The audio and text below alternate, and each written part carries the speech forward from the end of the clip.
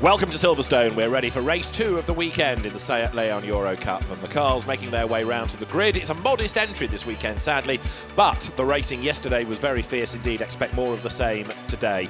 The grid is based on what happened in qualifying, but you take the top 10 and you reverse them, and out of a 12-car entry, it means that almost the entire grid, therefore, is reversed. Only the slower two, namely Luclie Cypriano and Marit Sandberg, will start today where they started yesterday.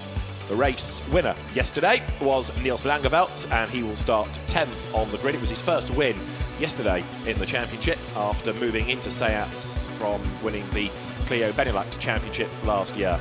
We are set for what's going to be an 11-lap race, or, if we get lots of safety cars, 40 minutes. But I suspect that it's going to be a straightforward 11-lap race. Niels Langeveld's the man with work to do, but Julien Brichet will start on pole position. The JSB Competition car, his own squad, lining up at the front, and Julien Brichet on double duty this weekend because he's also racing in the Lamborghini Blancpain Super Trofeo. Second on the grid there is Facundo de la Mota, and he was another driver, the Argentine, who ran strongly yesterday, but with limited Silverstone knowledge, it's going to be a tough weekend, but we'll see how he fares now, starting at the front of the grid. David Addison and Charlie Butler-Henderson trackside, looking down on the man that starts third, Stian Paulsen, who's already had a win this year. And Paulsen, I suspect, starting up near the front of the grid, is going to be one to watch in this race. All of these cars, Charlie, proper little touring cars, aren't they? Yeah, they gave great entertainment yesterday. And being a reverse grid, we're going to see, I think, a little bit of, well, a lot of overtaking, because you've got the quicker guys on 10th place on the grid. And, and maybe a little bit of jostling for position and a little bit of contact, I'm sure, at some point, because in a saloon tin-top car, you just feel safe. So, you know, unlike the single-seater we saw earlier, single-seaters are a little bit more vulnerable. And yes, really looking forward to this race because it's a reverse grid. Can't wait. You've just seen 13 Paul Rossell as well, who's the reigning champion, double champion in fact, Lucas Oruck, who's moved from the Volkswagen Racing Cup into this championship for 2016. And Lucas Oruck got roughed up a bit yesterday, didn't he? Yes, he didn't have the best of races at all, and just went further back down the field, really. But yeah, he did get roughed up a little bit, but I think there was a bit of advertising there, energy drink advertising, or unless he's just thirsty, one of the two. But not the best of weekends for Lucas. Let's hope he can try and pull it back today. And the man you've just been looking at, Jimmy Antunes, he was the one retirement from yesterday's race. He had mechanical drama after, 2 laps, I think, if that. So he also is somebody hoping for better for today. So the grid is formed, 11 laps in prospect, 2-litre turbocharged car, 6-speed DSG gearbox. The gear changes very, very quick indeed. You can hear that. And these cars make a proper rorty noise. Yeah, proper rorty noise. And we saw them in the collecting area yesterday. If you were streaming and watching our footage from yesterday, but in the collecting area, or Parc Ferme as it should be called, they were so wide, these cars, none of the drivers could actually get out of the cars, which was quite entertaining, unless they stitched each other up and had a bit of fun, really, but they parked very, very close together. Yes, you have to be skinny to race in the SEAT Leon Eurocup, that's why Charlie doesn't. So going down the grid, it is Julien Brichet there, the man on pole position, and to the left of the grid there, Facundo de la Mota. Then Stian Paulsen, number 34, starting third, and in the distinctive pink striped car is the double champion, Paul Rossell, lining up alongside. The third row is where you find the Brit, Lucas Oruck, and the Swiss driver, Jimmy Antunes. Then on the fourth row of the grid, a man that was penalised yesterday for exceeding the track limits, Lorenzo Barro da Veiga, the Portuguese, and the Welsh solicitor, Alex Morgan, lines up next in the Volvo Power racing car with the yellow stripe. Next up is Mikel Azcona, runner-up yesterday, race winner this year. And then yesterday's winner, Niels Langeveld, one of 3 different drivers to have won the first 3 races. Luclie Cypriano's white car, penultimate on the grid. And then for Bapora Motorsport, there is Marit Sandberg in his happy car, right at the very back of the grid. Now, all the teams being told to tell their drivers, respect track limits or else. And yesterday, and I've just mentioned Lorenzo Barro da Veiga being penalised for it, it did become a bit of a problem. Yeah, it does become a little bit of a problem. We spoke about it earlier with the Formula 1 circuit. There's a lot of runoff. Look to your right there. So you've got the rumble strip on your right where the marshals are, and you've got a load of tarmac there that never really used to be there. That was either grass or gravel. And it sort of really did sharpen your sort of pencil, as it were, and made you really sort of very delicate and precise around the race circuit, rather than just being sort of haphazard and just using all of the road on the exit of the corners. So, yes, still a tricky one because some drivers are still not adhering to that.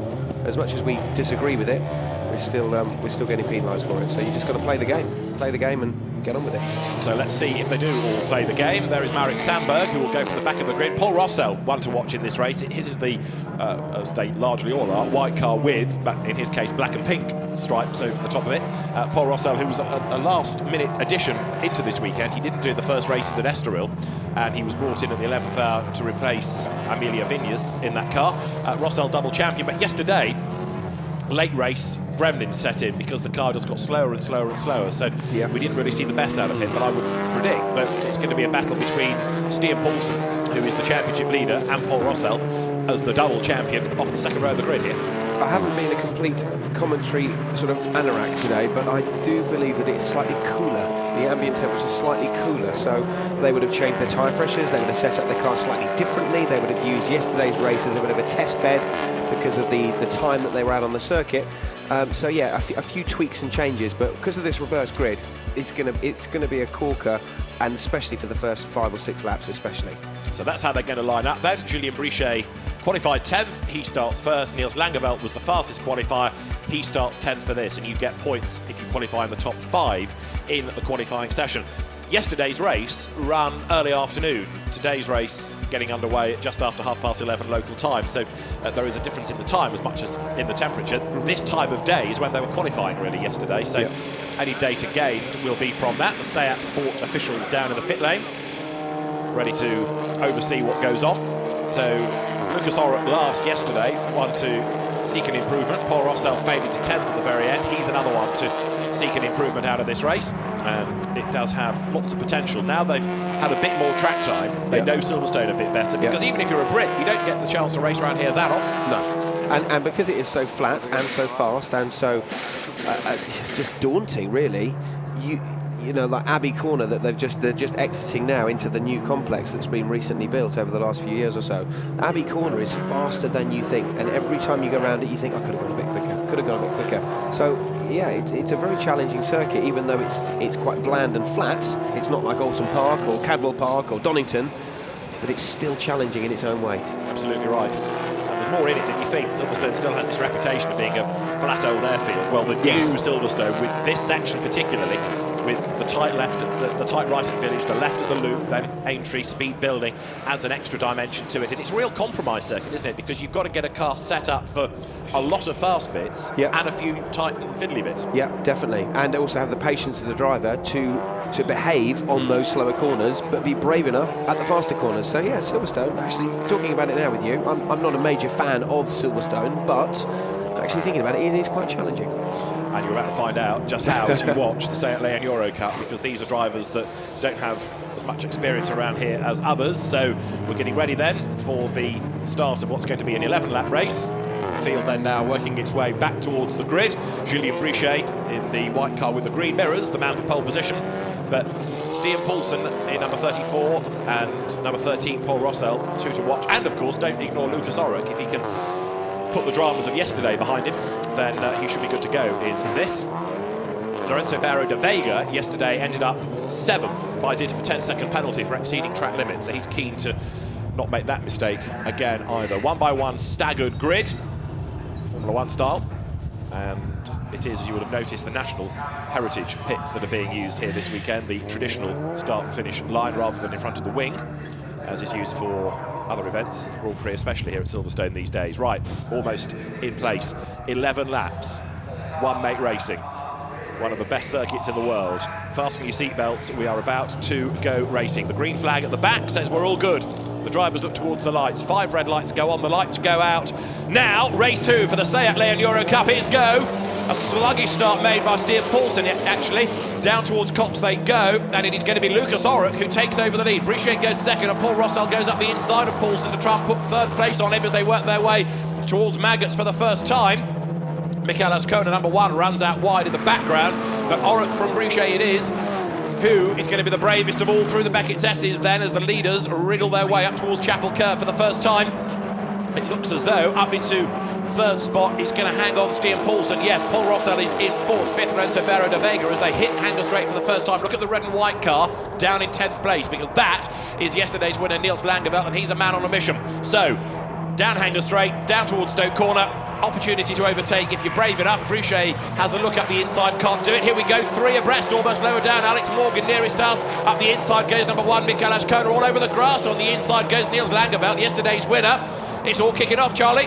Yeah, his driving style definitely is two wheels on the grass and two wheels on the tarmac. He was all over the dust and the dirt yesterday, so yeah, that seems to be his driving style as they come out of Vale Corner through the very challenging, fast, demanding Club Corner. And if you got the inside, which he's just done there, the red and white car that we're just talking about, you then compromise your exit on the way out, and you've got to watch out for track limits on the way out. And this is the corner, Abbey, that I was telling you guys earlier about how fast that corner is, and you underestimate it as a driver.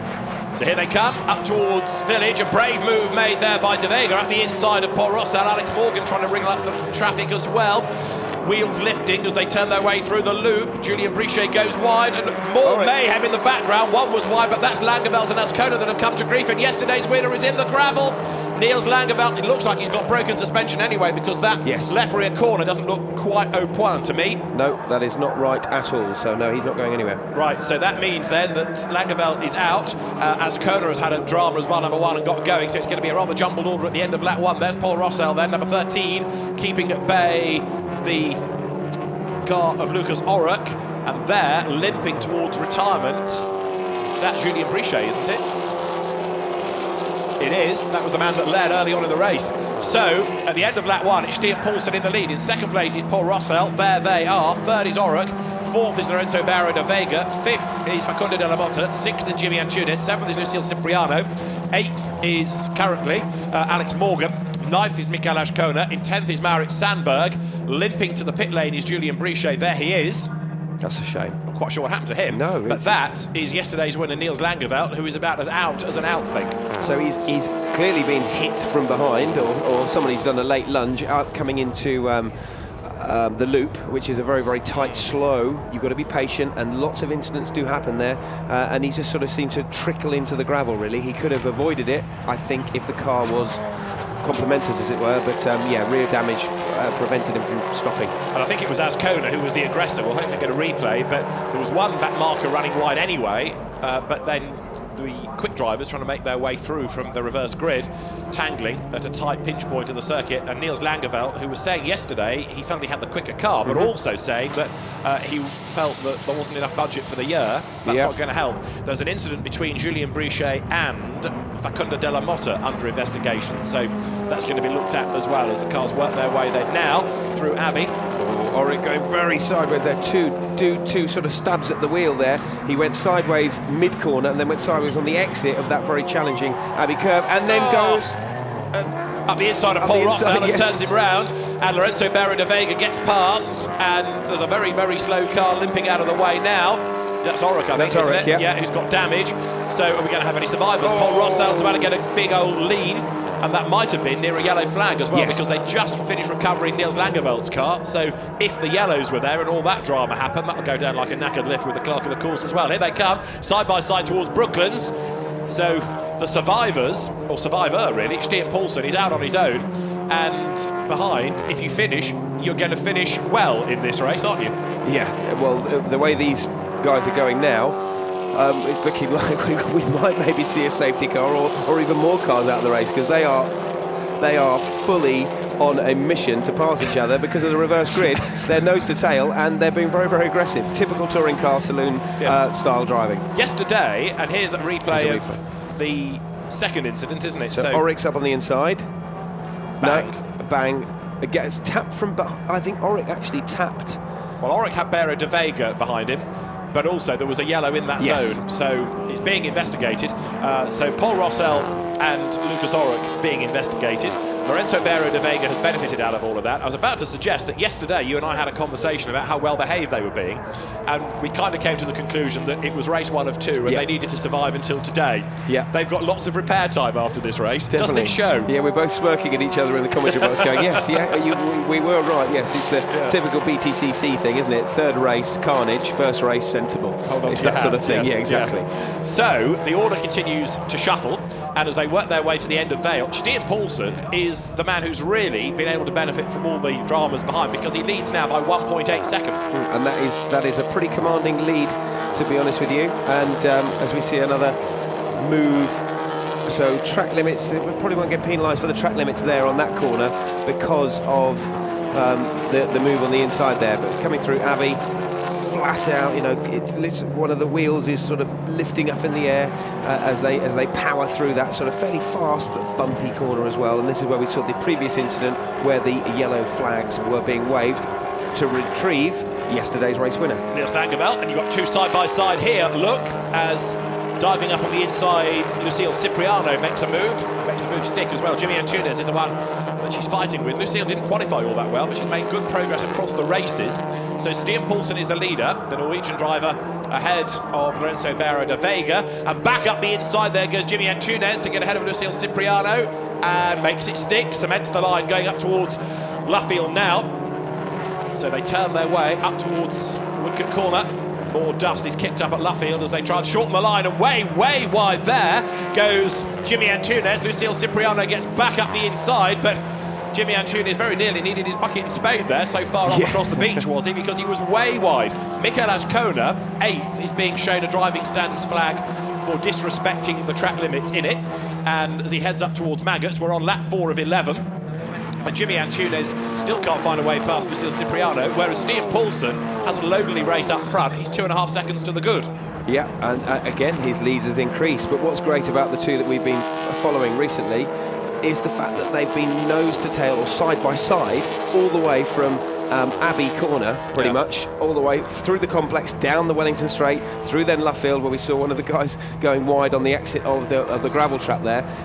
But you're fantastic racing, love it. You've got the leader on his own, you've got the last place car of Marit Sandberg on his own, and everybody else is in the middle in the line. It's like a sandwich. Exactly. A SEAT sandwich. A SEAT sandwich, yeah. So very evenly matched, second all the way down to 8th place. Lorenzo Barro de Vega there leads the little battle pack. Behind him is now Facundo de la Mota. Then 4th is Cipriano. In 5th place is Antunes. In 6th place it is Alex Morgan. And yet again, Paul Rossell having a pretty miserable time of this, just like yesterday. This time, it's thanks to the contact, and presumably the biff that he got from Orant that turned him sideways would have done the tracking of that car a power of no good. Yes, no, it wouldn't. It definitely wouldn't help. You know, the bumper will be damaged and need to be repaired. If I can get my words out before the next round. But yeah, the suspension would have been tweaked slightly, which will make the car handle slightly, you know, a bit skewy. Indeed, and the officials have got so much to look at, they're going to do the investigations after the race. Now, this is what happened on the first lap. So, Barro de Vega gets up the inside of Paul Rossell. Now, let's have a look and see, because there's one incident at the front and there's another at the back. So, there's one drama, and it was Langeveld going up the inside of Azcona, but he was on the left. The other side, the damage is on his left. And that's Cipriano and Antunes coming to grief Still live at Brooklands now. So, yes, Langeveld, I think, had got a tap from somebody that possibly put him up the inside of Azcona. Paul Rossell is on the back of this little train. Stian Paulsen, the leader, goes through. There's another one heading for the pits as well. As past us goes Paulsen, now 2.8 seconds clear. It's Antunes heading for the pit lane. Has he got a puncture? All that contact with Lucille Cipriano, I just wonder whether it's given him a tyre problem. So Paulsen leads, Lorenzo Barro de Vega 2nd, 3rd is Facundo de la Mota. Alex Morgan is now 4th, Lucille Cipriano is 5th, Mikel Azcona is 6th, 7th is Paul Rossell, 8th is Marit Sandberg. And the way he's parked that car, he's not going anywhere, because he would have parked it so he could get back out of the pits again, but he's parked it pretty much right up against the door of one of his fellow competitors. Right, so we started with 12, we're down to 8, and we're only on lap 5 of 11. Behave yourselves, chaps, chapesses. Jimmy Antunes didn't finish yesterday either, so very frustrated as he walks away. Not a good weekend. Not a good weekend at all. That'll be a long journey home. Yeah, indeed. And a silent one.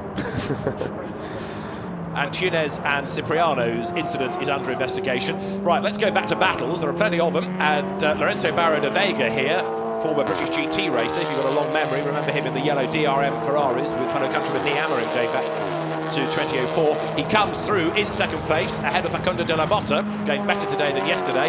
And Alex Morgan is fourth. Now, can we get the Welshman onto the podium here? The driver in fourth place in the white and yellow car, making his way up through Farm now. If these two start squabbling, that might just bring him into the mix. Oh yeah, definitely bring him into the mix. Yeah, definitely. As the rear wheel sort of lifts up in the air and sort of locks up slightly, creates a little bit of puff of smoke. But yeah, the way he's just had a commanding, you know, chilled out sort of fourth place. Everyone keeps firing each other off and having accidents and incidents. So yeah, there's no reason why we you know, he can't get on the podium. So yeah, we'll keep a close eye on this for the next few minutes. The other one, of course, Stian Paulsen having a very easy time of it up front, but Alex Morgan quicker by over half a second than these two in the first sector of the lap, and in the middle sector he's pulled time back as well. So Morgan hunting them down and down and down.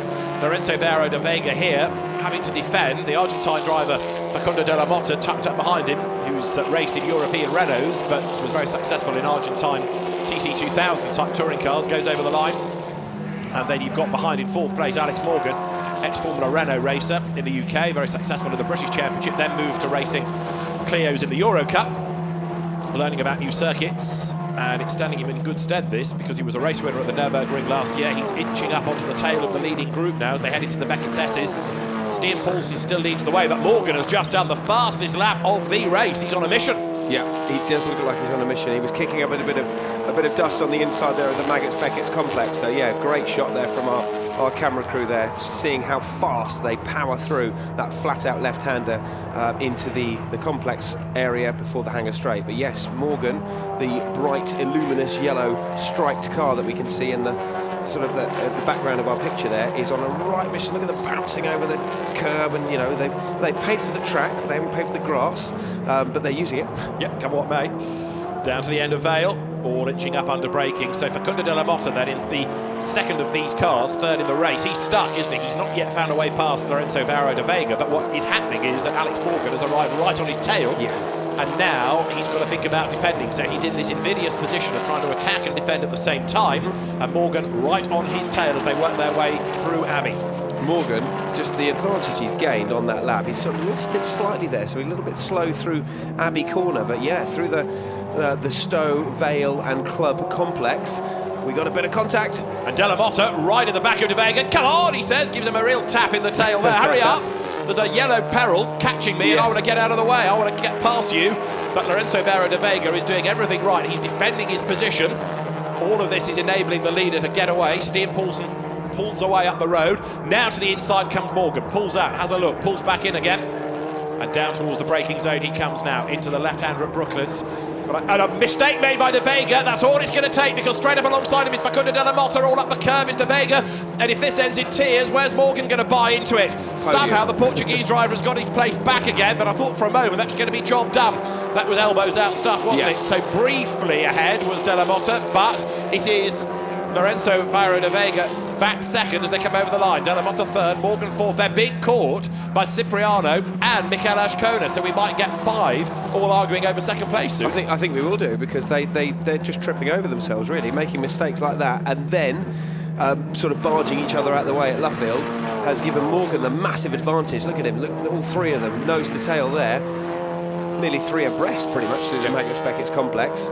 It's yeah, oh, look at them bouncing over the curbs. So yeah, Morgan, I reckon Morgan's second, I'm going to say. Put money on second place. Okay, and that could be through his own skill. It could be out of battles that develop for bad reasons ahead of him. Let's see, he's going to make the move for third. Up the inside he goes to Facundo de la Motta. He's got the line, but not quite up alongside, so he has to sit that one out. Or does he? No, he forces de la Motta wide. Now, has he got the run to stay level all the way down to the end of Vale and possibly swoop round the outside? Yes, he's going to try. Outside line for the end of Vale, inside line for the start of Club. No, can't do it. Up the curb he goes. De la Motta goes wide though as well now. This, of course, has given Lorenzo Barro de Vega in second place a free ride now, because he's got away. But also, Lucille Cipriano and Mikel Azcona are catching up onto the back. So Morgan knows he's got to get on with this. Gets his nose up the inside, going into Abbey, tries to force a mistake out of Delamotte, which has come because he's gone way wide onto the bypass there, look. So he will rejoin over the grass, loses out to Morgan, loses out to Cypriano, tries to regroup just ahead of Mikel Azcona, which he does, but Alex Morgan has done it. He did force a mistake out of the then third place driver. Morgan is on the podium. So Morgan on a right mission at the moment, still doing very, very quick competitive lap times. All he needs to do is just keep his head down for the remainder of the race and just try and pull in and claw back that gap to second place to challenge, because his car seems to be really well set up and he seems to be on a right mission. Azcona up the inside, almost contact. He was certainly sideways, the Spanish driver Mikel Azcona then, so you can see the damage from earlier on in the race. He got roughed up by Niels Langeveld on the first lap. Cipriano round the outside there of Facundo Delamotte, absolutely wheel to wheel coming through Woodcote on the tighter, shorter inside line. Facundo Delamotte will take the place back just. Lucille Cipriano gives him a biff.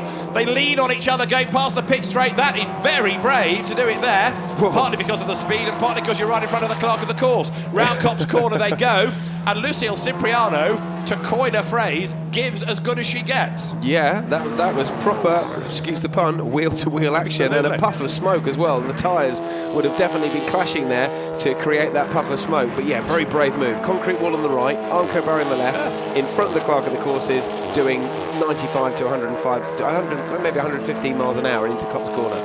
And she's not fazed by it. I mean, that's the good thing, because she stood her ground and she's still attacking, looking for a way past Delamotte on the run. Down to Stowe from the outside to the inside. She's going to do it. Breaks late. And Lucille Cipriano goes through. Fantastic. So through on the inside line. Lucille, who used to race kart, single-seaters in France, the French F4 Championship. She's raced in TCR. She's raced in the Sirocco Cup. Now Mikel Azcona comes up to have a look on the inside and says, well, if she can do it, so can I. Through he goes, curb and all. And Facundo Delamotte tries to fight back. Is he going to get his nose up the inside? Yes, yes he is. Is this going to work? Wheel to wheel. Way wide goes Azcona, all over the curb. And that should give Delamotte the place back, but he's also going to get a driving standards flag at the end of the lap. Now they dive into Abbey. Well, he's managed to hang on to fifth place.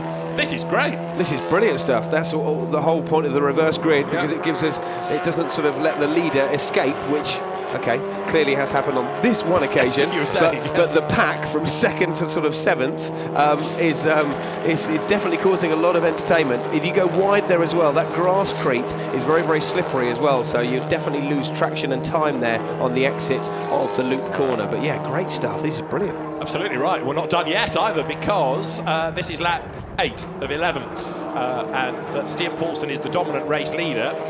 He's already turning his way out of Luffield as the rest turn in.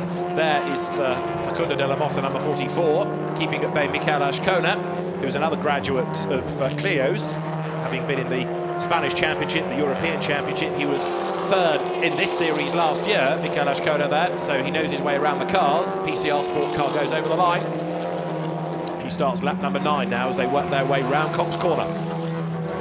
So Paulsen is leading by 5.8 seconds. De Vega second, Morgan third. Now Morgan is only half a second back from the Portuguese driver here, so CBH's prediction of second place for Alex Morgan could yet come true. Yeah. Because there, look, you can see how close they are. Yeah, he's definitely gaining. He's got the bit between his teeth, and as they're kicking up dust, grass, and the little traffic bollards as well. So they really are pushing 110% around this very challenging Silverstone circuit, and the Maggotts Beckett's complex is, you've got to be brave there, got to be brave. And here comes Morgan. A bit too far back, wasn't he? A bit too far back. But a mistake by De Vega, yeah. Is that going to push him very wide? No, actually, the Portuguese driver regrouped well there. That's okay, but Morgan has just sort of made his presence known, and that's exactly what he's doing. So if he keeps it clean, which he seems like quite a clean and tidy driver, it should be, hopefully, a clean move eventually at whatever corner he chooses to do it on. So this is the fight for second and third places. We're on lap 9 of 11. And 8 cars still circulate, despite the rigours of what's been a dramatic race. And there are plenty that look quite dog-eared. Up towards Village they come. Is this where Morgan can make a move? No, he's trying to force a mistake out of Lorenzo Barro de Vega ahead of him, as Alex Morgan in the Volt Power racing car is right on the tail of the PCR Sport car. Here they come now, up towards the left-hander of Aintree, speed building all the time. The one in the distance, the little dot up the road, is the leader, the Norwegian driver Stian Paulsen. As down they come. Now, is Morgan close enough? I don't think he is, but can he apply the pressure and get a mistake from De Vega? Can he force him wide? Well, not there, he can't. No, not there at all. So Morgan's just biding his time. He's got to hurry up because he's only got a couple of laps or 3 laps to go. But he does seem to have a really good setup. That car seems to have come alive, and he seems to have felt very confident, comfortable with the circuit. Lost a little bit of an advantage there, but he's sort of, I'm trying to just sort of piece together where he's quick and where he's slower, but he's definitely on a mission, and it's providing great racing for us. Loving it. 2 laps to go then, this and 1 more, and you've got Alex Morgan rounding Copse Corner. The lead gap is 6 seconds, and of course Stian Paulsen being flattered to a degree now. Yes, he's quick anyway, but the gap is building because these two are squabbling and holding each other up. Morgan looks quicker into Beckett's. That's the leader. And there, nose to tail, almost touching. If Alex Morgan can stay right on the tail, he might be able to make the move at the end of Hanger Straight. Let's see. Well, he pressured him into a mistake earlier. We saw the black car lock up on the way into Stowe Corner, which is where we're heading down to now. Jinx to the outside. Can he switch back to the inside coming into the corner? He can't, or can he? Let's see. There's no gap yet. No, he thinks about it, tightens his own line up on the curb, but Lorenzo Barrio de Vega knew exactly what was coming. Now Morgan tries again at the end of Vale. Gets level under braking. He's going to turn in. Can't stand his ground there, but does now. De Vega run wide. Yes, he does, but Morgan wasn't near enough to quickly change direction and duck up the inside. If anything, he's lost out. He's lost out for going around the outside of Vale. Vale is a very sharp left-hand bend, and if you go around the outside of it, okay, we've seen it one move today, gone around the outside, which is a very rare move. You've got to be very brave, or catch your fellow competitor napping, really. But yeah, Morgan's definitely lost out just because of that one sort of attempt to overtake. So the race leader is currently on his penultimate lap. Now Morgan, by dint of being stuck behind De Vega, has been caught by Lucile Cypriano, who went well yesterday, 5th. Alex Morgan was 4th yesterday. But it could be that while Morgan is busy trying to find a way past De Vega, Cypriano comes up to attack him. So he's got to be careful now. We talked about other drivers in this race trying to attack and defend at the same time. And look, the line is growing again for 2nd place. So 5 of them fighting for 2nd place. Great, you know, one-make championship stuff. Exactly right. De Vega, Morgan, Cipriano, Della Motta, Azcona. That's 2nd to 6th. The leader goes through, and Stian Paulsen way out clear. It'll be when they get to Park Fairmay, it'll be the first time anyone's really had a chance to see him for the last half an hour or so, because he's been so far up the road. He leads now by over 6 seconds. Now there is Lorenzo Barrio de Vega. Interesting as well, despite all the dramas, we've not had people being warned regularly about track limits in this. He was penalised yesterday, but has certainly learnt his lesson, despite having to soak up all the pressure today. Yeah, definitely. And from the leader's point of view, it's great to win a race, but you say, yeah, I'm a really good driver and all that sort of stuff, and you're trying to gain sponsorship, but actually you don't really get featured much on the TV because you're not sort of entertaining, because you're up and gone, really. So it's sort of a bit of a vicious circle, really. But the win is all important for those championship points and to gain those extra sponsors, which is what these drivers need. So down to Stowe comes De Vega in the black and orange car. Behind him it is Alex Morgan, and then the white one of Lucile Cipriano tucked up behind, and again kicking up the dust. They all take that really tight line into Stowe Corner. Down through Vale. Still get the feeling that De Vega has just about done enough to hang on to this, especially as Cipriano arrives right on the tail of Morgan. Into Club Corner they come now. Alex clips the curb and gets up onto 2 wheels. They round the right onto the power. And now as they sprint their way up towards Abbey, 2nd, 3rd, 4th, 5th, 6th, all in a long line. But after a really frantic start to the race, things have calmed down a little. But is he going to kick off again with only 2 or 3 corners to go? Because now for drivers, it's their last chance, really. Brooklands is the last opportunity. But ideally, they need to do something here if they can and consolidate to the flag. And the one that might is Facundo Della Motta, who's on the tail of Cipriano's white car. Lucile breaks late, gets onto the back of Morgan, who gets onto the back of De Vega. Right, stay nice and close, Alex, then he might be able to challenge at Brooklands. It does seem to have settled down a little bit, but the guy in 5th at the moment seems to be the one that's the most feistiest in a way, and sort of is the only one that really looks like he's a man on a mission, trying to gain that extra extra place and extra points in the championship. So it's all down to Luffield now. Morgan. Very quick through Brooklands, tries to prise open the door, but De Vega is having none of it. Stian Paulsen is all ahead of this, about to come through and score a second win of the year, so the first double victor in this year's championship. There is Stian Paulsen to win. It's going to be Lorenzo Barrio De Vega who hangs on to second place just ahead of Alex Morgan. Good for the podium, the British driver nonetheless. Fourth goes the way of Lucile Cypriano. Fifth, Facundo Della Motta, and sixth is going to be Mikel Azcona as they come across the line.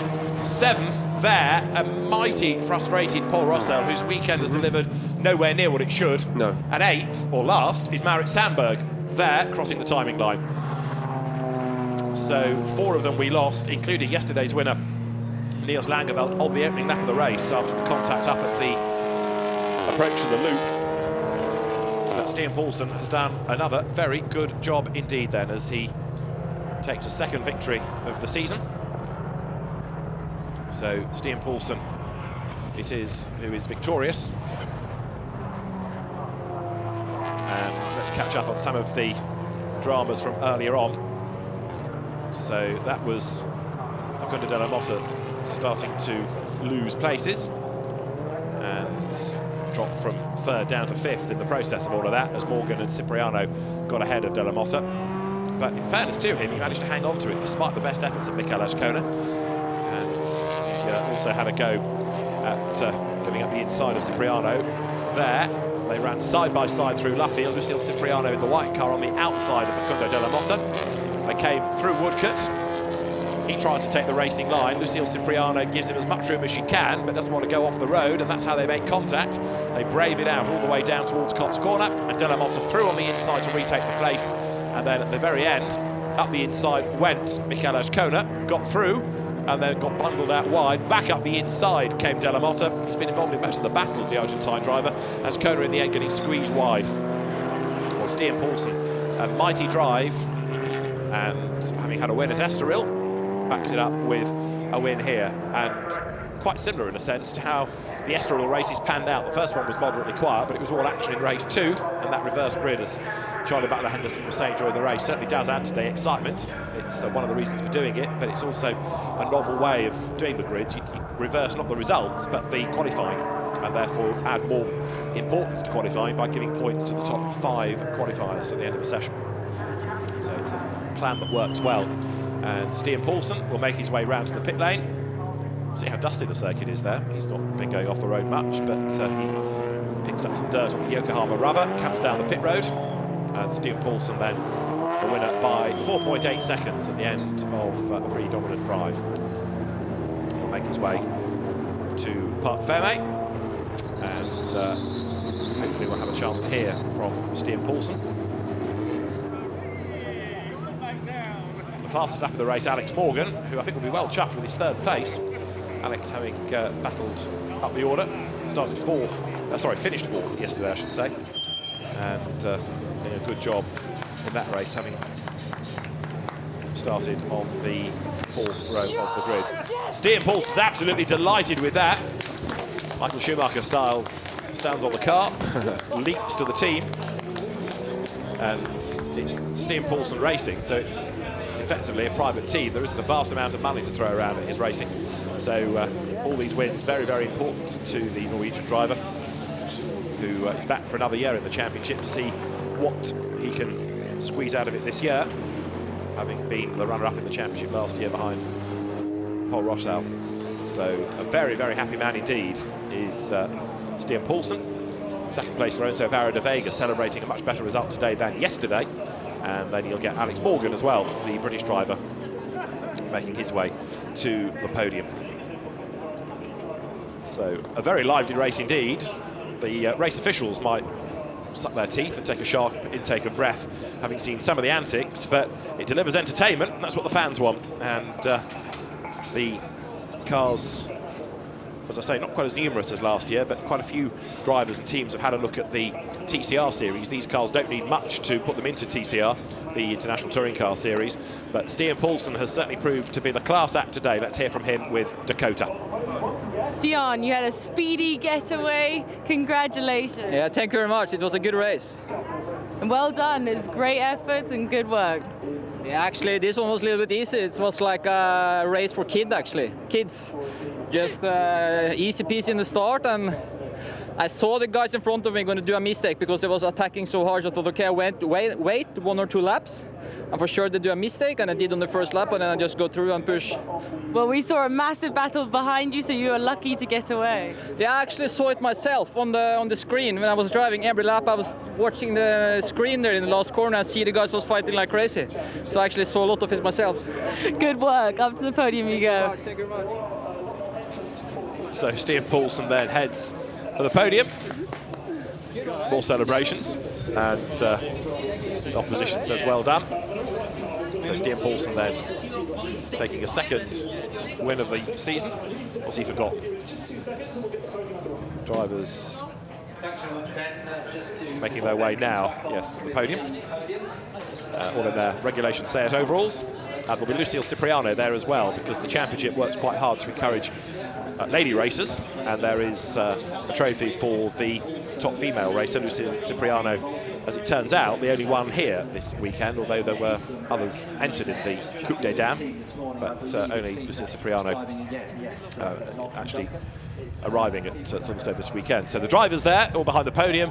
As soon as the officials are ready, then the drivers will be called forward, and you'll have 4 of them on the podium at the end of this second race of the weekend, with Stian Paulsen having proved once more to be the man to beat. There is Luclie Cypriano, after a great battle that she had with Facundo de la Motta, and the drivers, I think, are all present and correct. So it is Alex Morgan who steps forward first for his 3rd place. The Welshman makes his way to the far end of the podium. There for his 2nd spot is Lorenzo Barro da Vega, and Stian Paulsen, a very happy race winner, heads to the top step, congratulates his 2 rivals, and then Luclie Cypriano makes her way onto the podium as well as the winner of the Ladies Cup. And the Norwegian driver, Stian Paulsen, now hears the national anthem.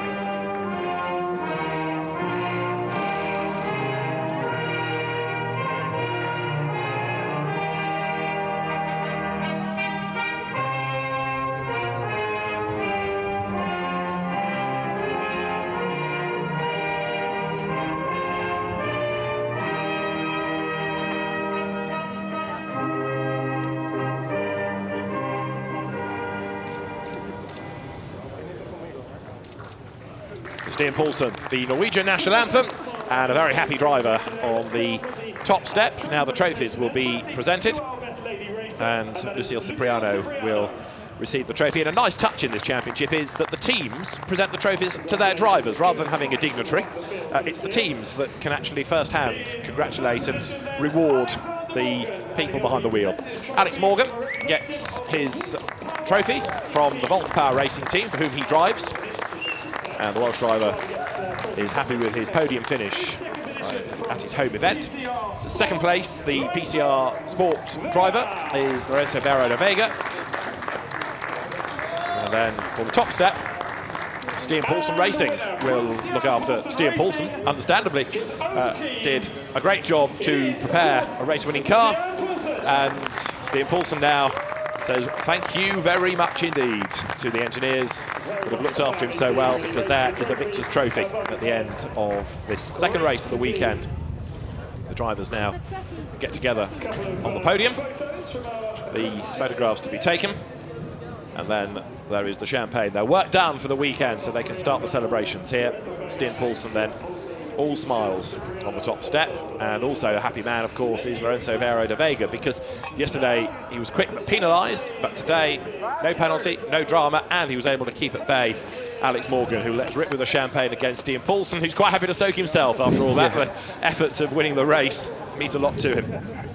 A well-earned drink. Yeah, that was a great drive, very dominant, good lap times, consistent, didn't really put a wheel wrong. Didn't really put a wheel wrong. And on the back of his overalls it says it's not personal, it's racing. Well, Stian Paulsen certainly proved he can race and can defend as well on his way to building a big advantage and a victory. Let's have a look back at how he did it and let's see how many of these incidents you can remember, because there were quite a lot of them as they blasted away. They got round, I think, 3 corners safely. Then it all kicked off towards the end of the lap. From the second row of the grid, Paulsen made a decent start. He ran third, but there was so much mayhem on the first few laps. It wasn't long before he found himself up front and able to benefit from the dramas of others around him.